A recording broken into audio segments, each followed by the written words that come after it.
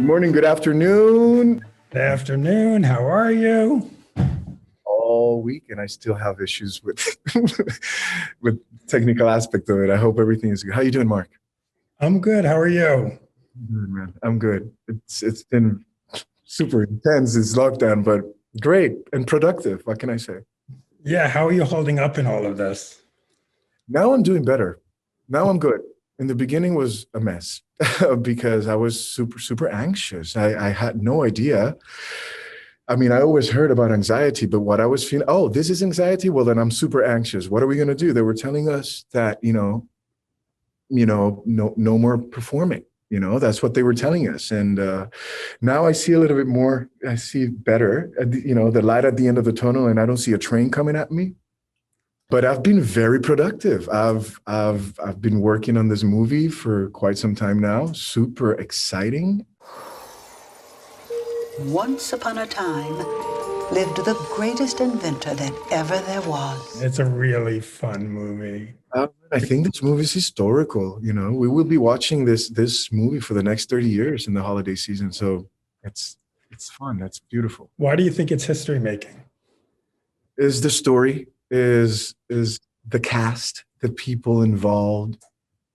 David Talbot and Lynn, they've been working on this for 20 years. It was not supposed to be released 5 years ago. It was not supposed to be released 10 years ago. It was supposed to be released now. And historically, we are supported. We are backed up. And this movie is going to be a success, just not only because of the messages and the acting and the music and the design and the whole thing, but because we need it. We need this kind of music now. Yeah, one of the things I was doing the junket yesterday, and I was asking everyone, like, you get a phone call and either your agent, your manager, or whomever says to you, they want you for this movie. It's not only a Christmas movie, it's a Christmas movie that's a period piece with a Black family at the center of it. We just don't see that. How can I say no to a project like this? Are you crazy? Yes, now let's do it. It's beautiful. And you don't have to be Christian to enjoy this film. It's anyone can relate. It's for kids, but my mother, I'm sure she's going to get teary eyes when she sees this movie. It's very powerful, and it's fun, and it's hopeful, and it's optimistic, and it makes you believe in magic again, and it helps you be in touch with the child within that we all forget. It's powerful. So Don Juan Diego, who did you look to get inspiration? What was like, did you look back at any other characters, or was this just... This is green light to be whoever you want to be and be vicious and Machiavellic and be mean. And then you have a director that pokes you and pushes you to be even more evil. I have my kids, because every time I was running the lines in my house, they would be like, that's not evil. It's like, because you're looking at me, I'm still your father. And I'm like, yeah, so you need to try harder to be meaner. And I hope you become a director in the future because you have great instincts. It's been a lot of work. I'm not going to say it was easy. It took me, let's just say, a total of 7-8 weeks to polish this character. First of all, Don Juan Diego, is he Castilian? Is he Colombian? Is he Mexican? So we went there and we played with all the accents, and I had a coach, a dialing coach next to me all the time. I think I grew as an entertainer. I think I grew as an actor with this project, and I hope many more to come. And I hope this is the first movie of Don Juan Diego. Did I just say that? You did. Well, it's funny because my husband and I watched it together. My husband's from Mexico. Okay. Saying like, is he Mexican? Is he from Spain? And we had to keep it very neutral. And I think that's a great way. But still, I'm talking in English. You are fool. What are you talking about? I cannot believe it. You are proof that there are fools. So, Ricky, you don't act very often. I mean, you have this. You did Gianna Versace, Evita on Broadway, which I saw. You were amazing in it. Glee. Why don't you act more? I'm sure you're fan, and I'm sure you get scripts. Thank you so much. I want to act. The first time I was in front of a camera as an actor, I was 15 years old, and I was bit by the bug immediately. And then I said, forget it. I'm not going to sing ever again. I'm just going to move to New York, and I'm going to record my music. Excuse me. I'm going to just go into Tisch, School of the Arts, and I'm going to become an actor. And then I was accepted, and then I went to Mexico on vacation, and they gave me a role in this musical play. And I never went back to New York, and I stayed in Mexico. And then music is evident that music needed to be part of my life. And then Ryan Murphy called me to do an episode of Glee, and then he called me to do Versace. I have mad respect for actors. I have mad respect for the career itself. I don't want to come across like, hey, I just feel like doing it and I want to do it now. I think that would be very disrespectful. I am learning. I am studying. I have professors with me, and I am selective because it's not something to be prostituted. This is something that needs to be well thought of, and mind you, with a lot of respect for everyone that has been on this career for a long time. So now you've entered the space of the Martin Music Lab. Yeah. Orbital audio. I've been listening to. Okay, my husband kept teaching me Piausa. Pausa. Piausa. Okay, and I'm gonna screw it up. It really is. Listen, I'm not a sound person. I don't understand the intricacies. But when I listened to it, I was like, wait a minute, I'm hearing an instrument over here. Right. So immersive audio is something that has been there since the 70s. When the lockdown started, I told my team, listen, we have to create something that is of impact. Let's create something that will heal people. I don't know what this is. I have no idea what this, I don't know if it's a vitamin that we're going to invent. I don't know if it's a new kind of food, but let's be open. And then I was re-immersed into immersive audio. And I said, this is it. We just need to make this perfect. And I went to my producer and mixer, Jason Joshua, who is now my partner in this journey. And he said, Ricky, I don't think we can do much. And I did not let him stop. You have to keep doing. Let's be specific. I want to be able to grab one instrument and make it go around my head.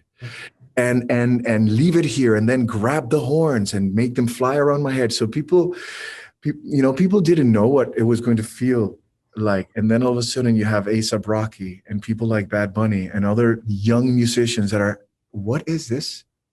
And I want this for my music, and I want it for my entire album, because it's the evolution. We had black and white television, and then we had color, and then we had mono sound, and then we had digital, and then we had the CDs, and all of a sudden now we have orbital audio. I think is the evolution of music and sound.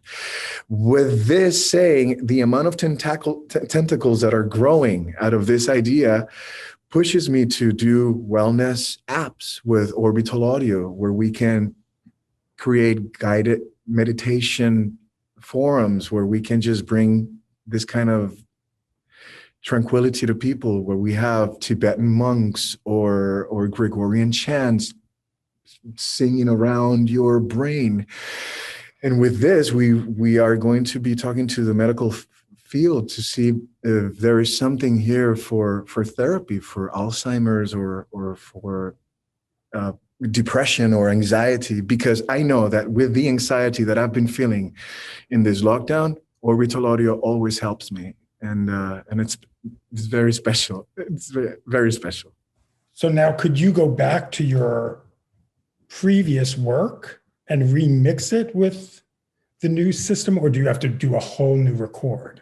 I love how you think. No, we can go. I can go back to my classics and do it. And right now, my engineer is like, perfect. Just give me Living La Vida Loca. I've been dying to mix that song. And Living La Vida Loca on orbital audio with all those, the ska and the guitars, and then it's going to be very special. Wow. So do you now do you just think you're just going to record using I am going to record music with orbital audio in mind because usually I record with a lot of reverb. And if I have less reverb, the effect of orbital audio will be more powerful. And that's what these artists that are trying orbital audio are doing. And they are in awe because really they are seeing how their own music is evolving, their own sound is evolving. And it's a new era. And we're just going to keep fighting for it because I'm not saying about a lot of things that are happening right now with this orbital audio thing, but it's all I have to say is that I will never stop touring because I love the immediate reaction of the audience. Right. And now maybe you're going to get more Grammys because of it. You know? I was just nominated. I just have 4 nominations with this album. And I am obviously super happy. It doesn't matter how cool you try to be. When you get a nomination, it doesn't matter you've been doing it for a long time. You go crazy. You go, ah! It's the Academy letting me know that I did something right this year. And Pausa in this album and Orbital Audio is all part of it. The reaction of the audience is my Grammy. I have to say that. Of course, I would love to bring that with me home, but the reaction has been amazing. And the reaction of my colleagues of this album has been very beautiful. People, they come to me and they say, Rick, this has become the soundtrack of my pandemic. And for me, that's music to my ears, man. So I did want to talk to you a little bit. We have an election coming up. Mm-hmm. You were with Biden in September. I've been supporting Biden forever.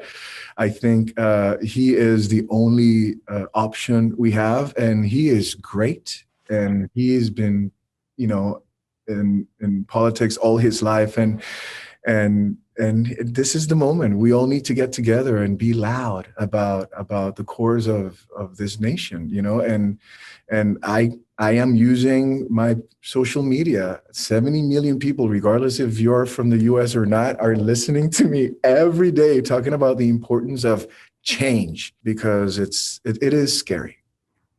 What do you think when you see a governor of Puerto Rico endorsing Trump? Who is that? Next. She doesn't exist. She wasn't even elected by the people. So she's not part of this conversation. When you hear Latinos for Trump, what goes through your mind? It is really scary. It is super sad. I think there's a lot of Hispanic that will vote him out. It's just that, Trumpeters, they make a lot of noise. And it's scary to see their enthusiasm.